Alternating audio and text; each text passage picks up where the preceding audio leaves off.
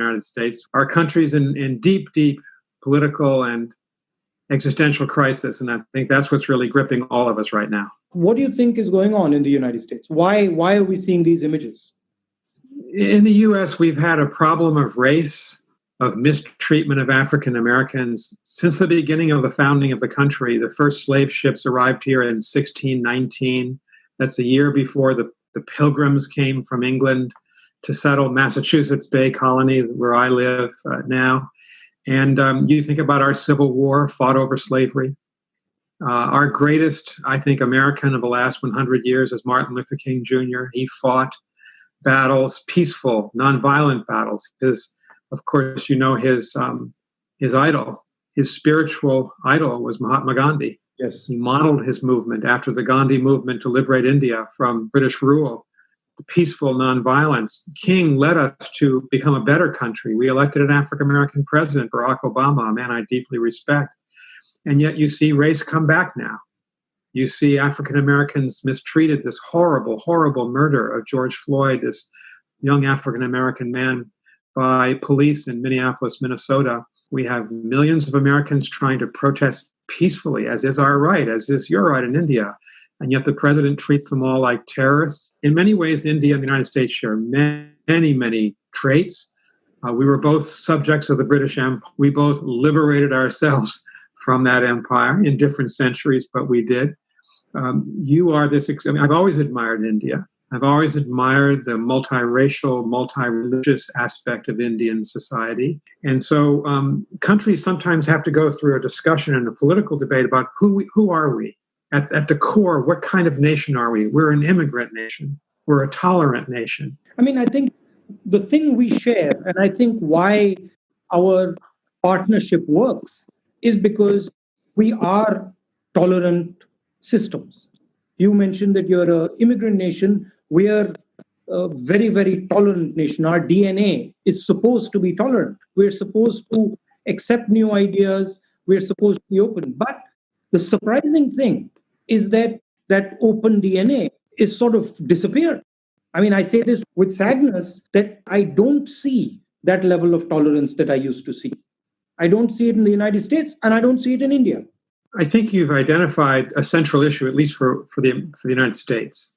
And the silver lining here, the good news is that we have people demonstrating all across the country in every major city in the United States this week, peacefully, on behalf of tolerance, inclusion, minority rights, all these essential issues at the core of our democracy.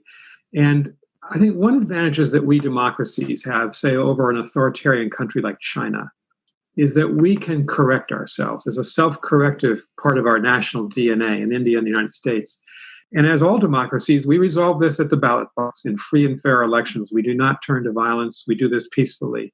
That's the India tradition that we love about India from your founding. In the 1930s, the protest movement, the Salt March, all the way to 1947 and 48. So I take the rule that I can't comment on your country because I don't know it nearly as well, obviously, but my country, I think, will be back. We'll be back. We'll strengthen our democracy. But I feel that this division which occurs is actually tremendously weakening for the country. But the people who do the division portray it as the strength of the country. When you divide African Americans, Mexicans, and other people in the United States, or you divide Hindus and Muslims and Sikhs in India, you're weakening the structure of the country. But then the same people who weaken the structure of the country say that they're the nationalists. Well, I think that's what President Trump is all about. He wraps himself in a flag. He declares that he alone can fix the problems. I must say, I think President Trump is in many ways an authoritarian personality. But in our country, you're seeing the institutions remain strong. Mm-hmm. The military clearly saying over the last few days, individual senior military leaders, we will not put American military troops onto the streets. That's the function of the police forces, not the military force. We'll abide by the Constitution. The senior military officer, General Mark Milley, said this week, Americans have a right to protest. They have a right to disagree with the government. These are so fundamental. It's extraordinary we have to even debate these. So we're back to debating first principles. But again, I do see strengths that democracies go through trials. We play out our differences in political campaigns or in street protests. A partnership seems to have become very transactional. It's become episodic and transactional, and then a relationship that used to be very broad: education, defense, healthcare, multiple fronts, has sort of focused down mainly on defense. I mean, what do you think about where the relationship between India and the United States is going? Well, from an American perspective, it's interesting in our country right now, Democrats and Republicans agree on very little in our Congress, but there is, I think, nearly universal support in both of our political parties that the United States ought to have a very close, supportive, and all-encompassing relationship with India. We're the two largest global democracies. I would argue we're the two most important global democracies. The secret weapon in the relationship, I'm sure you'll agree, has been the Indian American community. It's an extraordinary community in the United States. They started out lots of engineers and scientists staying on in the 1970s and 80s, becoming doctors in our hospitals. We now have, as you know, senior political leaders in Congress, in state governors, senators who are Indian American. We have Indian Americans in every facet of life. Yeah. Some of our major tech companies in California, our CEOs are Indian Americans. So I think there's been a maturation of that community, and it's a profound bridge between the two countries. So I'm very hopeful that the U.S. and India, our societies, not just our governments, but our society, very close, intertwined, integrated. And that's a great strength if you think that one of the challenges we face is the coming power of authoritarian countries. I mentioned two before, China and Russia. We never want to fight. We don't want war. But we want to preserve our way of life, and we want to preserve our positions in the world. And that's why I think so much of our relationship is so important between our two countries for that reason. I think the Indian American community is a real asset for us and an asset for you. So it's a joint asset, and it's a good bridge to have. How does one think about that going forward? Well, I think that to mention something you said before, Rahul, our military relationship is very strong. If you think about the U.S.-India naval and Air Force cooperation in the Bay of Bengal and throughout the entire Indian Ocean region, we're really together, and this gives me hope. But you're right. It can't be just about that. And so my advice would be, but I would look forward to your thoughts, is keep the doors open to each other. Lower the restrictions on the movement of peoples between the two countries. I think H-1B visas, where a lot of university, high-tech Indian business people come to the United States on H-1B visas, they've been severely limited in recent years. We simply don't have enough engineers in the United States to run our economy. And India can supply many of those engineers. I'd keep the barriers low. I would encourage the movement of people, encourage university exchanges, and certainly encourage us to be working together on democracy promotion around the world, on science, on public health issues. If there's another pandemic in our future, and there most likely is, of some sort, our two countries could be doing a lot more together in terms of vaccine for poorer members of our society. I'd like to see our relationship go in that direction as well. If I look at the history of the United States and I go back over the last century, I see big ideas, right? I see the Marshall Plan. I see how the United States worked with Japan, for example. I see how the United States worked with the Koreans, and these societies were transformed. I don't see that right now. I'll be very blunt with you. I don't see that type of a vision coming from the United States that is transformative. And one doesn't expect regional ideas from the United States. One expects global ideas from the United States. Well, that is a big idea in itself, the search for a big idea. I remember we were working very closely with Prime Minister Manmohan Singh. You'll remember this. Yeah. And our relationship, when I was involved centrally with the Indian government, it really was focused on trade. It was focused on the military relationship. And we were always searching for your big idea. You're right, because we have something very precious in common, and that's our democratic traditions. I still think that finding a way for Indians and Americans and our governments to combine forces to promote human freedom, promote democracy, promote rule of the people in the world. I think that is a powerful idea that Indians and Americans can bring together to the rest of the world. Again, we are not looking for a conflict with China, but we are waging, in a way, a battle of ideas with China. We can't decouple ourselves or delink ourselves from China. I would love to hear your thoughts on this. I'd say cooperative competition without ever going into violence. Yes, they have a different worldview. Yes, they have an authoritarian worldview. Yes, we have a democratic worldview. And I'm pretty confident that the democratic worldview will do well.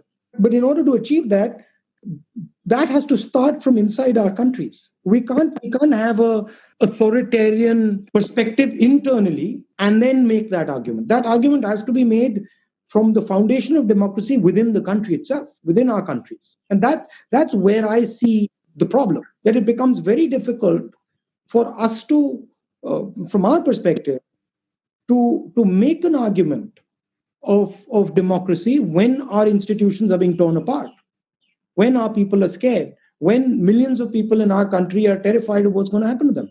The most important battle, from our perspective, yours and ours, is to actually bring back our countries to where they used to be, which is sort of where we embrace our cultures, where we embrace our past, where we embrace our people, and where we sort of we give a healing touch, as opposed to this sort of aggressive politics that we're stuck in. Yeah, I think that's a very interesting point. That India and the United States can be working together, not to, as you say, not to fight China, but to make it observe the rule of law as we try to live together in this world.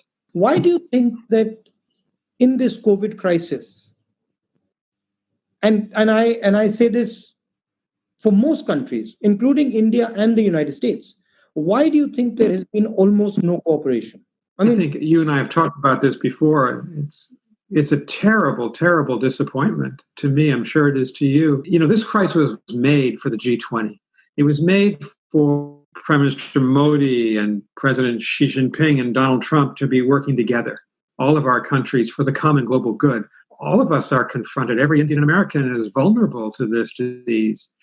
And I would have thought at the beginning of the crisis, I would have predicted that countries would have put down their differences and worked for a vaccine together, or how to distribute that vaccine in an equitable and humane fashion. And it hasn't happened, mainly because Donald Trump doesn't really believe in international cooperation. He's a unilateralist. He wants America to go it alone in the world.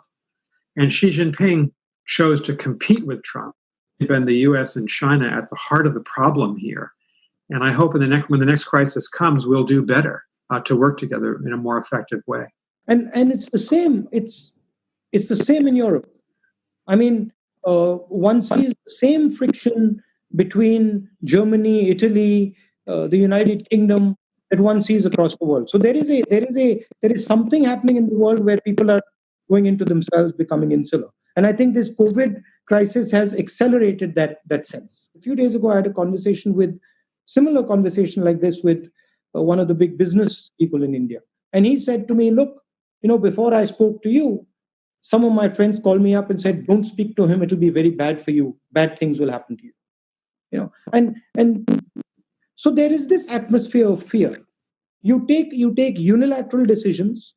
You do the biggest lockdown in the world, most rigorous lockdown in the world. And then you have millions and millions of your manual laborers walking thousands of kilometers back home. So it's this unilateral, episodic type of leadership where you just come and do something and go away. It's very, very destructive. But it's the flavor of the times. That's the unfortunate thing. It's everywhere. And we are fighting it. These are difficult days in all over the world. I think they're difficult days. A major political party. 100%. See, I'm 100%. I'm hopeful. I'll tell you why I'm hopeful. Because I understand the DNA of my country, and I know that for thousands of years the DNA of my country has been of one type, and it can't be changed. So yes, we are going through a bad patch. COVID is